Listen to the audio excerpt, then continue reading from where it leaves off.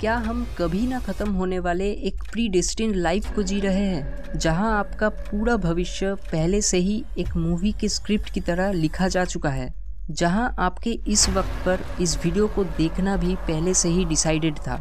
जैसे कि लोग कहते ही हैं कि भगवान के मर्जी के बिना कुछ भी नहीं होता। नॉर्मली ऐसी बातें आपको स्पिरिचुअल गुरु से सुनने को मिलता है, लेकिन कैसा होगा अगर आज आपको इस बात के सच होने का कोई सबूत मिल जाए कि आपका भविष्य पहले से ही लिखा हुआ है। आप क्या काम करेंगे, पूरे ज़िंदगी भर कितना पैसा कमाएंगे और ज़िंदगी में सफल होंगे कि नहीं, हर चीज़ पहले से ही डिसाइडेड है और आप इसे चाह कर भी बदल नहीं सकते। केवल एक चीज़ जो आप कर सकते हैं कि इसे वैसे ही जिए जैसा ये है, क्योंकि आपका पास्ट, प्रेजेंट और फ्यूचर अभी इसी क्षण घटित हो रहा है।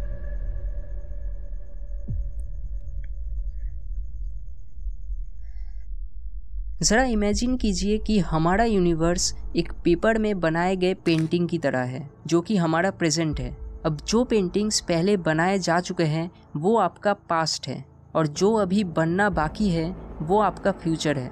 और ये पेंटिंग्स एक के बाद एक बनाए जा रहे हैं। एक नया तस्वीर हमेशा पुराने तस्वीर के ऊपर रखे जा रहे हैं, जिससे हमें ये फील होता है कि समय आगे बढ़ रहा है। लेकिन हमें कैसे पता कि यूनिवर्स ऑलरेडी सारे पेंटिंग्स ख़त्म नहीं कर चुका है?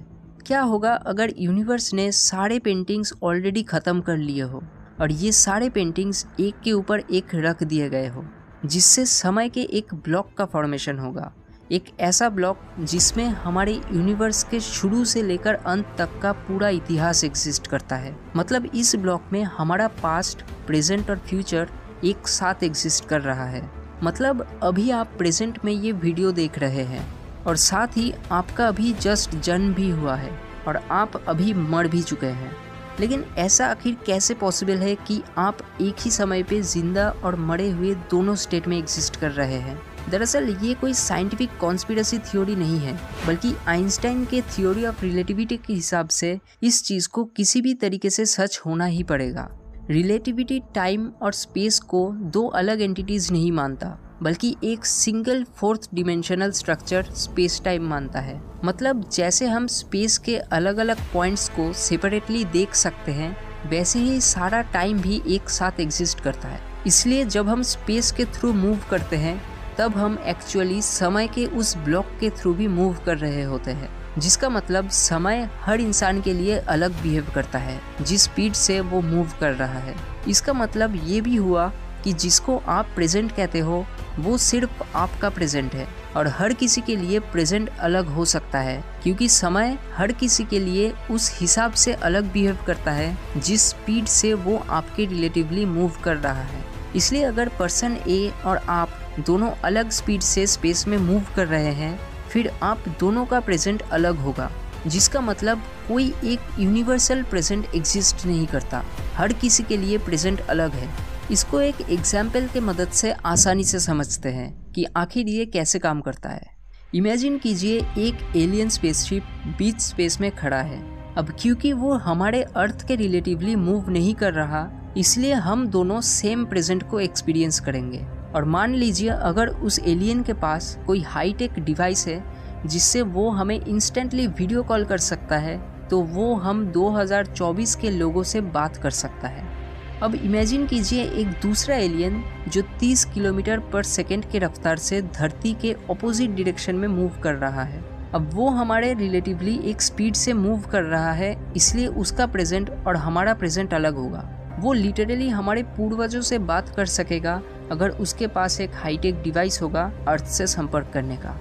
और अब एक और एग्जाम्पल लीजिए जिसमें एक तीसरा एलियन 30 किलोमीटर पर सेकेंड के स्पीड से ही अर्थ के तरफ आ रहा है, तो वो एक और अलग प्रेजेंट एक्सपीरियंस करेगा जो कि हमारा फ्यूचर होगा। और वो अगर उस इंस्टेंट डिवाइस से कॉल करता है, फिर वो शायद हमसे 100, 200 या फिर 500 साल फ्यूचर के लोगों से बात कर पाएगा। लेकिन इसके सच होने के लिए हमारा पास्ट, प्रेजेंट और फ्यूचर को एक साथ एग्जिस्ट करना पड़ेगा। तो क्या ये रियली पॉसिबल भी है या फिर ये सारे बस थियोरीज हैं? एक्चुअली ये रियली में पॉसिबल है और 1971 में ये एक्सपेरिमेंटली प्रूफ भी हो चुका है। 1971 में हेफेल और केटिंग के एक्सपेरिमेंट ने ये साबित कर दिया था कि आइंस्टाइन का थ्योरी ऑफ रिलेटिविटी सही में सच था। इसको साबित करने के लिए उन्होंने 8 एटॉमिक क्लॉक्स को लिया और उन्हें 2 प्लेन्स में रख दिया। अब एक प्लेन को अर्थ के रोटेशन के डायरेक्शन में घुमाया गया और दूसरे प्लेन को अर्थ के रोटेशन के ऑपोजिट डायरेक्शन में। दोनों प्लेन्स के लैंड होने पर उनमें रखे एटॉमिक क्लॉक्स के टाइम को वाशिंगटन में उनके ऑब्जर्वेटरी में रखे 4 क्लॉक से कंपेयर करने पर ये सामने आया कि जो प्लेन अर्थ के डायरेक्शन में अर्थ के रोटेशन की स्पीड से थोड़ा तेज चल रहा था उसमें ऑब्जर्वेटरी में रखे क्लॉक्स से 59 नैनोसेकंड्स कम दिख रहे थे।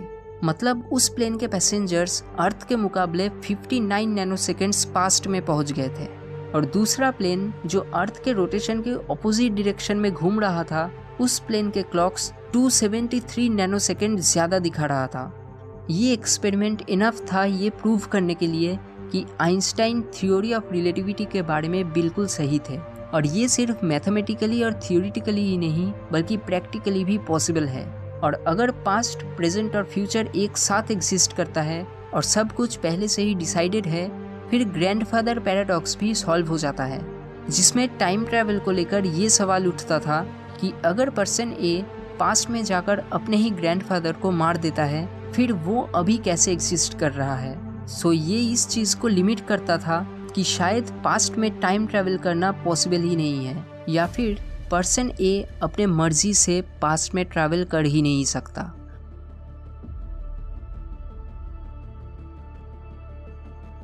ब्लॉक यूनिवर्स थ्योरी यूनिवर्स के कई बड़े सवालों को सॉल्व करने में कैपेबल है, लेकिन उसके साथ ही एक बहुत ज़्यादा खतरनाक सवाल हमारे दिमाग में लाता है कि अगर आपका पास्ट, प्रेजेंट और फ्यूचर एक साथ एग्जिस्ट कर रहा है, इसका मतलब सब कुछ पहले से ही डिसाइडेड है कि आगे क्या होना है, तभी फ्यूचर आपके प्रेजेंट के साथ एग्जिस्ट कर सकता है। तो इसका मतलब क्या हम यूनिवर्स में फ्री नहीं हैं? मतलब हम अपने मर्जी से कुछ भी बदल नहीं सकते बल्कि सिर्फ इस प्री डेस्टिन्ड जिंदगी को जी सकते हैं? और अगर ऐसा है फिर हमारे लाइफ का आखिर पर्पस या मीनिंग क्या है? क्या हमें कभी ना ख़त्म होने वाले ऑलरेडी डिसाइडेड लाइफ को जी रहे हैं? क्या यही कर्म का चक्र है? लेकिन अगर फ्री विल ही एग्जिस्ट नहीं करती फिर भगवद गीता में कृष्ण हमसे बार बार कर्म करने के लिए क्यों कह रहे हैं? क्योंकि सब तो ऑलरेडी प्री डिसाइडेड है, इसलिए हम जो कर्म करने वाले हैं वो भी ऑलरेडी डिसाइडेड होनी चाहिए। आखिर क्या लिखा है हमारे हिंदू ग्रंथों में इसको लेकर? कहीं इस प्री डेस्टिन्ड लाइफ के चक्र से मुक्त होने का नाम ही एनलाइटनमेंट या मोक्ष तो नहीं? जानने के लिए इस चैनल को सब्सक्राइब कीजिए क्योंकि इसका जवाब इस वीडियो के अगले पार्ट में लेकर आएंगे। तब तक आप हमारे चैनल के बाकी वीडियोस को बिंज वॉच कर सकते हैं और अगर आपको ये वीडियो पसंद आया तो आप इसे लाइक और सब्सक्राइब कर सकते हैं और अपने फ्रेंड्स और फैमिली के साथ शेयर कर सकते हैं।